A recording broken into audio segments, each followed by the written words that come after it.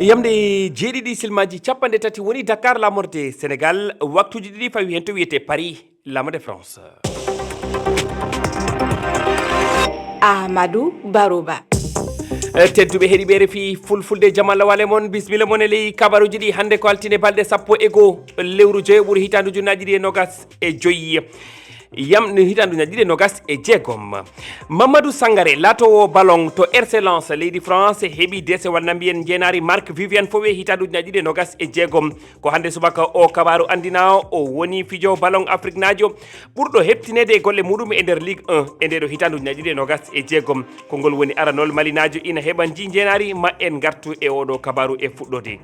Hello wongo kabaruji ɗi hande altine ko ngal poɗo tummodiral hooreɓe leyɗele Afrique e France to Nairobi leydi Kenya hande e janggo jonde innirande Africa Forward waɗan hooreɓe leyɗele gollanoɓe koye mumen e pelle kewɗe tawtorte nde jonde ko ngol woni aranol nde jonde no yuɓɓine e nder leydi haalori ɗemgal anglais ɓamtare gollidal hakkude Afrique e France yewtede to TCHAD kam awoɓe capanɗe ɓiɓɓe Nigéria no cikka maayi waɗi balɗe tati hanki alete seedeji no tawa e mabɓe fedde daranide ndenago mumen kolli wonde ɓe maayi ko caggal piyande kunu cadde fewde e jihadisten tedduɓe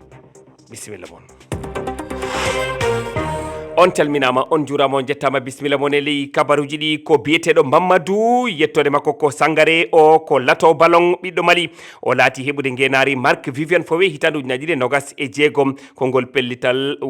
pellital woni ko goomu halfinago sumo ngo ƴetti o woni fijo ballon Afrique najo ɓurɗo heptinede e golle mum e nder Ligue 1 e nde hitandu ñaɗiɗi nogas e jeegom ko gulet na mbiyen meeɗa wadde malinajo ina heɓa ji ngenari Sangare heeɓi polgu yaajgu e dow Sénégal naaɓe ɗiɗo ɓe o foɗodiranno Oumar Mamadou Sow o heeɓi toɓɓi 313 ko polgu yaajgu wotoɓe ɓe dokki Mamadou Sangare e dow Lamine Camara mo AS Monaco keɓɗo toɓɓe 94 kame Moussa Niakhaté pijowo to Olympique Lyonnais keɓɗo toɓɓe 84 rewi e maɓɓe hono jonde nayiɓiri nde ko Hervé Kofi denowo gal équipe ngendijo mbo Burkina Faso. Mamadou Sangare heeɓi hoolare ɓe 68 halfinanoɓe sumgu ngo polgo malinajo mo duuɓi 23 ari tan ko tengtindi golle payidinɗi ɗe o waɗi e ndeɗo hitani makko arwniri équipe makko Racing Club de Lens e nder championnat mo France omo jiya e ɓen tambiɓe RC Lens ha wawi wonde e oɗo saaha ɗiɗaɓo e doggol Ligue 1